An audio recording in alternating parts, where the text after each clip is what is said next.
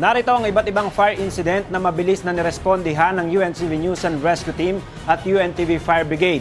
Iba't ibang kwento sa likod ng bawat pangyayari na agad na tinugunan. Hindi pa man formal na pumapasok ang panahon ng tag-init, sunod-sunod na sunog na ang nirespondihan ng Bureau of Fire Protection kasama na ang ibang mga fire volunteers. At karamihan sa mga ito dahil sa kapabayaan ng ating mga kababayan. Narito ang iba't ibang firefighting operations ng ating mga bombero sa unang bahagi ng 2015. Matapos ang 5 oras na firefighting operations ay nagdeklara ng fire out ang Bureau of Fire Protection National Capital Region bandang alas 12:45 ng tanghali sa isang sunog na tumupok sa 800 bahay sa West Riverside, Barangay Apolonio, Samson, Quezon City sa pasimula ng taong 2015. Umabot sa general alarm ang sunog at kumitil ng isang tao at hindi bababa sa 5 ang nasugatan.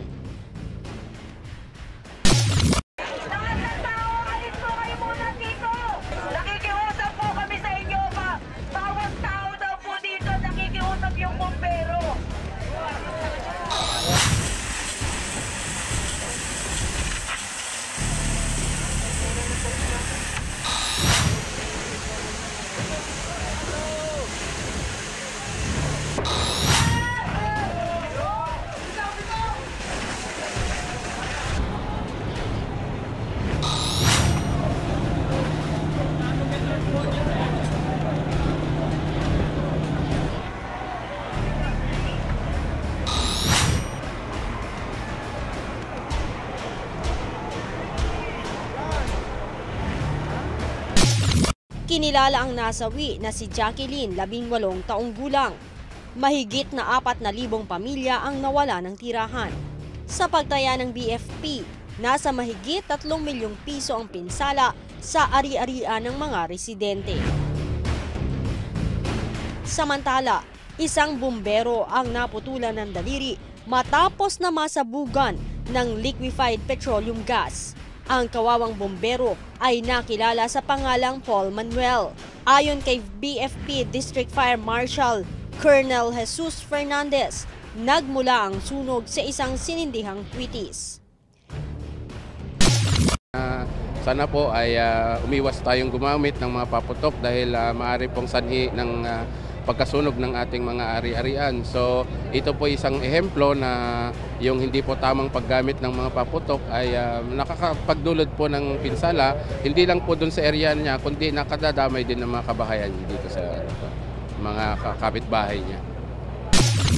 Nahirapan din ang mga bumbero sa pag-apula ng apoy dahil malakas ang hangin at makipot ang mga daanan patungo sa lugar ng sunog.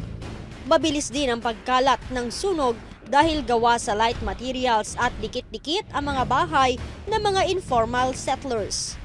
Wala namang magawa ang ilang residente sa nangyaring insidente, kagaya na lamang ni Aling Maria Lourdes, isang fruit vendor, na maging ang perang kinita sa pagtitinda ay hindi nakaligtas sa sunog.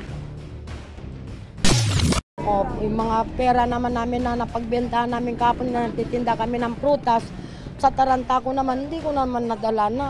Humingi na rin ako ng tulong sa mga suki ko ngayon. Binigyan naman ako ng bigas. Salamat.